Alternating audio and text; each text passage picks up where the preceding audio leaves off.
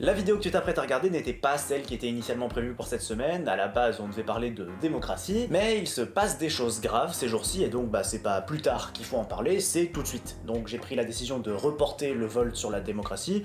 De toute façon, elle sera toujours là le mois prochain. Bon alors vu que j'avais décidé de faire cette vidéo un petit peu sur un coup de tête, je viens de finir le scénario ce matin, là je tourne et je vais sans doute monter juste après et finir dans la nuit, donc grand maximum j'aurais sans doute passé 2 voire 3 jours à créer cette vidéo, c'est un petit peu rapide, voire bâclé, donc j'espère que la vidéo vous plaira quand même, qu'elle sera sympa à voir. Donc voilà, bon visionnage et à tout de suite. Après une élection présidentielle que certains aimeraient tellement oublier qu'ils n'en respectent pas les résultats, après des débats interminables à l'Assemblée obligeant notre pauvre gouvernement à faire usage à plusieurs reprises du 49.3, mettant en jeu sa crédibilité, et enfin après une réforme retraite dont personne ne semble comprendre l'infinie nécessité, la colère du peuple gronde et explose un petit peu partout en France. C'est le bordel. Alors les Français, ils en ont marre de se faire prendre en otage toutes les semaines, et puis de toute façon, les manifestations, ça sert à rien d'autre que danser comme des cons sur de la techno, c'est probablement tous des casseurs ou des chômeurs en plus, donc il ferait mieux d'arrêter de râler et d'aller chercher du boulot. Je crois que j'ai vomi dans mon dedans intérieur avec cette intro. Bon, alors ce discours, tu l'as certainement déjà entendu, puisque ça va faire quelques semaines, quelques mois maintenant que tous les bourges se sont transformés en enfants de chœur pour le chanter à l'unisson sur tous les plateaux télé. Est-ce qu'on pourrait leur envoyer un prêtre? Alors ça tire de tous les côtés, ça condamne les violences, les actions, les discours contraires, ça essaye de trouver tous les noms d'oiseaux possibles et imaginables pour ridiculiser le mouvement, radicaliser, extrémisme, black bloc, voilà, et puis ça rappelle à qui veut l'entendre que de toute façon Macron a été élu, et que donc il a bien le droit de faire ce qu'il veut, non? Voilà, alors moi je commence à en avoir plein le cul d'entendre des gens cracher sur les militants tous les jours, donc aujourd'hui on va prendre leur défense un petit peu, c'est le sujet du jour. Amis du soir, bonsoir, bienvenue chez Mec pour ce nouveau Volte-Face. Alors comme d'habitude dans le Volt, je ne ferai aucun effort pour être même un tout petit peu impartial, je vais vous expliquer mon opinion personnelle, subjective, tout ça, et ensuite vous aurez une semaine précisément pour m'insulter en commentaire, et puis dans 2 semaines je vous sortirai donc le face-à-face où on va reprendre tous vos retours pour approfondir le sujet et apporter un petit peu d'impartialité dans tout ça. Voilà, prêt? Alors on y va. Alors je pense que si ça m'insupporte autant, c'est probablement parce que j'ai déjà haï les manifestants de tout mon cœur, particulièrement pendant la période des Gilets jaunes où il y avait une manifestation tous les samedis, et où ils m'ont déjà fait rater des entretiens d'embauche dont j'avais désespérément besoin pour me sortir de la rue. Et dans ce genre de cas, c'est assez facile finalement de se faire avoir par le discours du « ils prennent en otage les Français ». Bah oui, parce que râler contre le gouvernement, d'accord, mais alors pourquoi emmerder leurs concitoyens qui ont rien demandé? Les pires crapules qui existent au monde! Sauf que, avec le temps, j'ai fini par réaliser que finalement c'était pas tant les manifestants, mais plutôt les gens qui tenaient ce discours-là qui m'ont pris pour un con pendant des années. Un con que j'étais devenu d'ailleurs. Alors, prise d'otage, disséquons cet argument une bonne fois pour toutes. Alors, dans un premier temps, déjà c'est une formulation extrêmement violente de dire qu'ils prennent en otage les Français. Déjà parce que ça sépare manifestants et Français, comme si les manifestants étaient à part, n'étaient plus Français, qu'il y avait des bons Français contre... Enfin bref. Alors que pour la plupart, c'est des travailleurs qui travaillent dans et pour le pays et qui, justement, réclament la reconnaissance qui devrait leur revenir de droit. Et ensuite parce qu'il y a là une inversion des valeurs complètement dingue, je veux dire, c'est pas les manifestants qui prennent des gens en otage, les manifestants sont des otages en eux-mêmes. Non, tu vois pas ce que je... Eh laisse-moi t'expliquer alors. Faut bien se rappeler que toute notre société fonctionne par chantage en fait à la base. Tu vois la phrase « tout travail mérite salaire », c'est une phrase qu'on a tellement entendue qu'elle nous semble familière, normale même, mais viens on y réfléchit 5 minutes. Le salaire, c'est pas juste une contrepartie du travail. Le salaire, c'est la survie. Si t'as pas d'argent, tu manges pas. Donc cette expression, elle implique un inverse terrible, travail ou crève. Et oui, ça porte un nom, ça s'appelle un chantage. Alors je développerai bien là-dessus, avec des idées comme celle de Bernard Friot par exemple, que je trouve super intéressante, qui nous dit que le salaire devrait être la condition préalable au travail. Et oui, pour qu'un individu accepte de son plein gré, et non pas contraint et forcé, de prêter sa force à la société, faut d'abord que la société lui permette de survivre. Avant le travail, pas après. Sinon, vive l'esclavage. Mais c'est pas le sujet de cette vidéo, donc je vais me contenter de vous poser ça là et de vous laisser aller vous renseigner, et nous on va revenir à nos oignons. Donc, on est déjà pris en otage depuis le début de notre vie active, puisqu'on n'a absolument pas le choix de travailler ou non. On doit travailler, sinon le système considère qu'on ne mérite pas de vivre dignement. Mais de nos jours, même si avoir un travail ne garantit plus du tout de vivre dignement, il arrive quand même qu'au cours de cette prise d'otage interminable, dont les seules issues sont soit finir clochard ou devenir riche, le preneur d'otage décide quand même qu'il faut durcir un petit peu le cadre. Dussault, oui, on n'a plus d'argent dans les caisses là pour faire des cadeaux à ceux qui ont soutenu ma campagne électorale, on fait comment ? On va chercher chez les travailleurs? Eh ben faisons ça. Allez, c'est parti, Champomy. Donc, résumons tout cet argumentaire anti-manifestant de la prise d'otages des Français. Selon la classe dirigeante, lorsque des otages refusent de continuer à l'être et utilisent des moyens légaux pour protester, ils deviennent eux-mêmes de méchants preneurs d'otages qui empêchent les autres otages d'aller remplir leur part du chantage. Et donc évidemment, ça devient la faute des otages rebelles si les autres otages ne peuvent plus aller mériter leur petite miette de pain. Et absolument pas la faute de ceux qui ont décidé en premier lieu qu'il fallait se soumettre à un chantage pour mériter de vivre avec quelques miettes de pain. J'essaye de ne pas m'énerver. Alors certes, ça bloque la circulation, les transports en commun, il y a des poubelles partout, donc c'est vrai que pour les citoyens pas concernés, c'est pas très cool. Mais il faut bien comprendre une chose, c'est qu'il n'existe pas d'autres moyens pour le peuple de se faire entendre. Ah, tu peux chercher un, vas-y, y a pas de souci, donne-moi une alternative solide, concrète, légale, pour se faire écouter en tant que peuple. Pas entendre, juste écouter. Vas-y, j'attends, je te laisse le temps, tranquillement. Plus beaucoup d'eau, moi. Hein? Quoi? Le vote? Tu parles de ce truc-là qui arrive une fois tous les 5 ans et qui permet que d'élire un candidat à la minorité? Donc non. Voilà, non, c'est pas le vote qui nous permet de nous faire entendre, en tout cas pas pendant le quinquennat. Voilà, ce qui est quand même la période la plus importante de nos vies, sauf si on considère que la période la plus importante c'est les 2 jours de l'élection, mais... Et donc il nous reste la grève. C'est chiant pour tout le monde et personne ne l'a fait par plaisir, mais voilà, il nous reste que ça comme moyen de protester finalement. Et oui, le gouvernement il a une position très claire sur ce sujet, il veut pouvoir faire tout ce qu'il veut sans aucune opposition.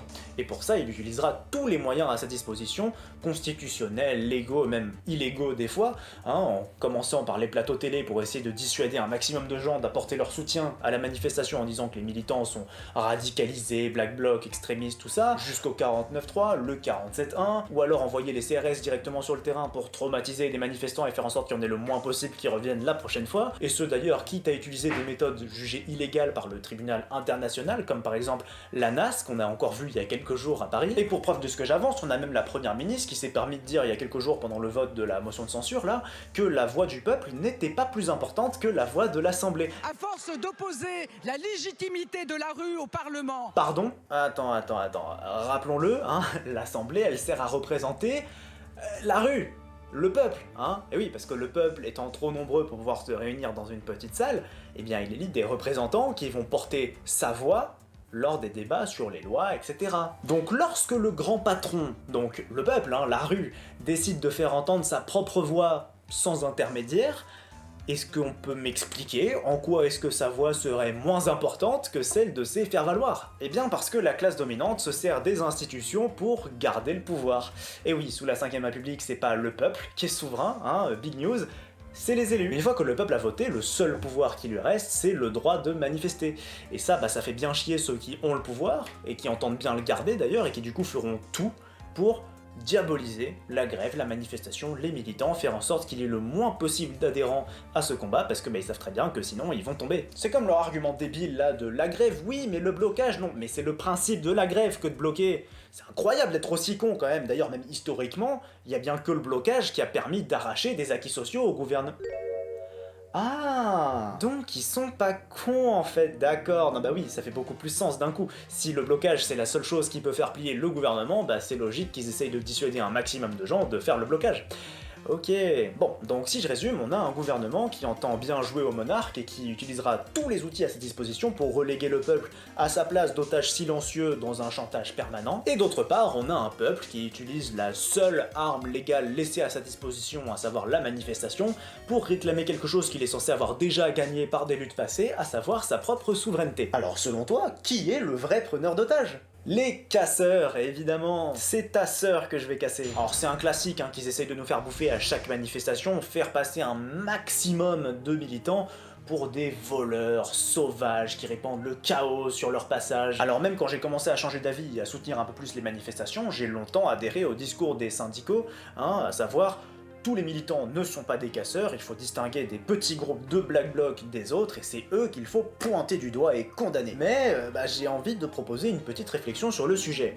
Alors, d'accord, casser la vitrine d'un petit commerçant qui va devoir lui-même payer de sa poche pour réparer le truc et tout, peut-être se mettre en dette pour le faire, non, ça n'a rien d'utile, c'est vraiment dégueulasse, mais bon, t'auras toujours 2-3 connards dans une manifestation pour s'adonner à ce genre de bêtises. Par contre, casser du panneau publicitaire, brûler des poubelles, ou les jeter sur la permanence d'un ministre, ou encore leur couper l'électricité. On s'en fout, non? Mais non, c'est de la violence, il faut passer par le dialogue. Mais y a pas de dialogue. Eux, ils hésitent pas à nous couper l'électricité, à nous brûler nos acquis sociaux ou encore à nous envoyer des CRS sur la tronche. Il est où ton dialogue? Et puis on a bien vu ce que ça donne quand on manifeste paisiblement, bien encadré par les policiers et qu'il n'y a aucun débordement sur les côtés. Je veux dire, est-ce que ça change quelque chose? Non, sincèrement, je pose la question. Est-ce que ça change quelque chose? Non, parce qu'on vient de le faire quand même, hein. Une mobilisation historique, une alliance des syndicats, un taux de soutien massif à la protestation. Est-ce que ça a servi à quelque chose? Alors, ça a fait plaisir à Darmanin, visiblement, hein, qui a pu saluer l'effort des forces de l'ordre, hein, qui ont su maintenir le calme pendant les manifestations.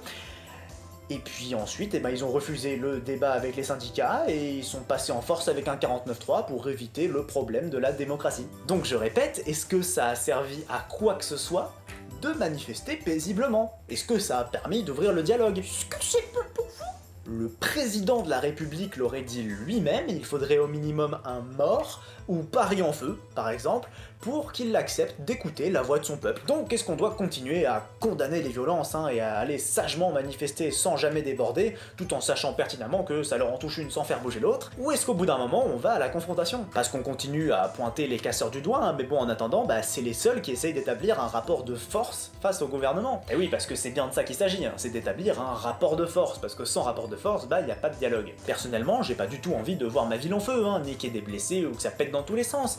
Mais en vrai, ils nous laissent quoi d'autre comme alternative? Je veux dire, ils nous ont bien montré par A plus B qu'ils feront tout ce qui est en leur pouvoir pour ne pas avoir à nous écouter.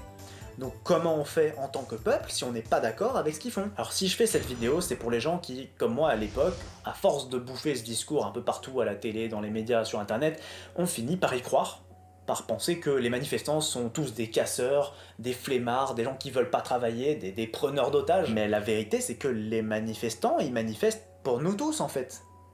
Ils se prennent des tirs de LBD, ils perdent des jours de salaire, ou des membres aussi, des fois.